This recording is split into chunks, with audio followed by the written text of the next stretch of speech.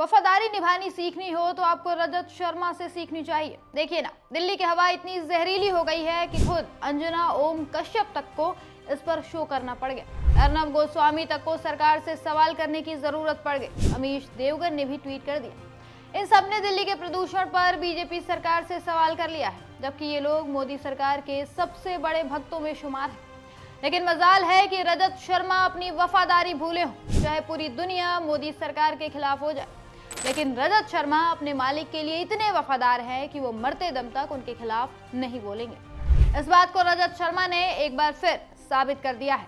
इनका कहना है कि दिल्ली का प्रदूषण सरकार की नाकामी की वजह से नहीं बढ़ रहा है, बल्कि अरावली की पहाड़ियों की वजह से बढ़ा हुआ है। इनके एग्जैक्ट शब्द हैं, दिल्ली में प्रदूषण की एक बड़ी वजह दिल्ली की आकृति है। दिल्ली तीन तरफ से अरावली की पहाड़ियों से घिरी है, इसीलिए प्रदूषित हवा दिल्ली में कैद हो जाती है, बाहर नहीं निकल पाती। इसीलिए दिल्ली के प्रदूषण का इलाज ना तो एक दिन में हो सकता है, ना ही एक सीजन में। इसके लिए लंबा टाइम लगेगा।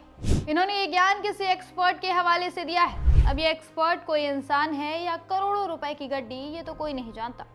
लेकिन इनकी इस थ्योरी के बाद सोशल मीडिया पर इनकी जमकर धुलाई हो रही है। इनकी इस थ्योरी में केवल दो बातें सही हैं। पहली कि दिल्ली की आकृति कटोरी जैसी है, और दूसरी कि अरावली की पहाड़ियां तीन तरफ से दिल्ली को घेरे हैं। लेकिन बाकी की जो बातें इन्होंने कही हैं वो आधी अधूरी हैं और गलत तरीके से पेश की गई हैं। दिल्ली में प्रदूषण की असली वजह अरावली पहाड़ियां नहीं, बल्कि सरकार की नाकामी है।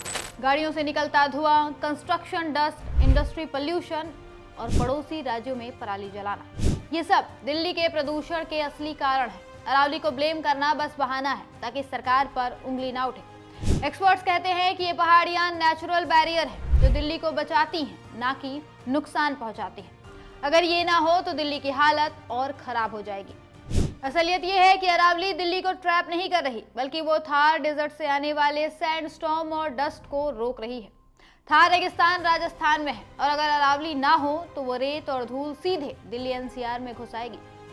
आंकड़ों के मुताबिक पिछले 40 सालों में अरावली 40% सिकुड़ गई है, माइनिंग और डेवलपमेंट की वजह से। इसकी वजह से डस्ट स्टॉर्म्स पहले से ही बढ़ गए। अगर पूरी अरावली कट गई तो दिल्ली डेजर्ट जैसी बन जाएगी। प्रदूषण 2 से 3 गुना बढ़ जाएगा।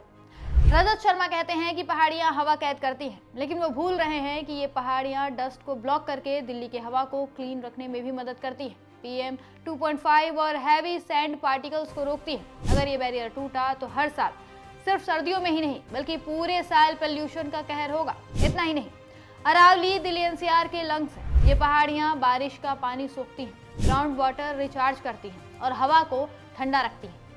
रिपोर्ट्स कहती हैं कि 20 से 30 मीटर ऊंची छोटी पहाड़ियां भी विंड बैरियर का काम करती हैं, सैंड स्टॉर्म रोकती हैं। लेकिन रजत शर्मा ये सब बातें आपको नहीं बताएंगे, क्योंकि ये बताने से सवाल उनके मालिकों पर उठने लगेगा।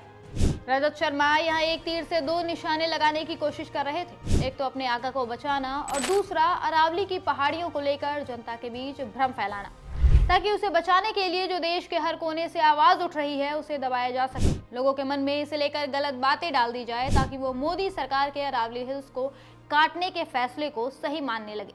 अब ये आपके ऊपर है, आप मोदी मीडिया द्वारा फैलाए जा रहे इस प्रोपेगेंडा का शिकार बनते हैं या फिर अपने हक के लिए आवाज उठाते हैं, साफ हवा के लिए सवाल करते हैं।